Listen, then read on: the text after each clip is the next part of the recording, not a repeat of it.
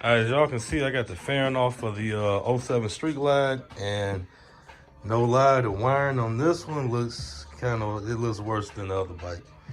I'm about to clean all this up. They gave him a good amp. He got a Robert Fosgate amp, but I might still run the NVS audio just because. You know, then they do got the Robert Fosgate RCAs. I might just give them new RCAs.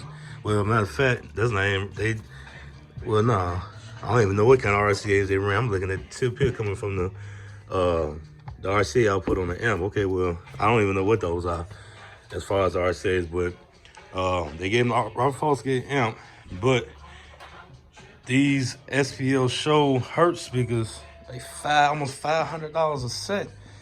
And like when I turned this on, like it didn't really sound like no $500 speakers to me, man. Like, you know, everybody got their own ear for this. These I don't like how they sound. And the other thing that they didn't do is that they got the Hertz tweeters in here, and they got them ran in parallel with the speakers. That's cool, but where's the crossover at to block the lower frequencies from getting to the tweeter? That's why neither one of his tweeters work. So, you know, your tweeter plays your higher frequencies, your 6.5 will play somewhat higher frequencies, the mid-range, and the mid-bass. This is not supposed to get any bass at all, your tweeter, at all. It's supposed to have an inline crossover. And as you can see, like I said, on each one, no crossover.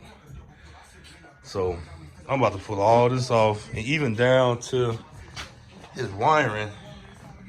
I already pulled this off the positive.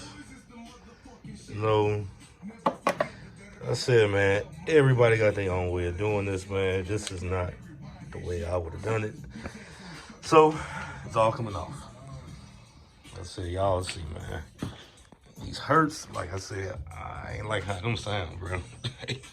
No, sir. So, y'all see.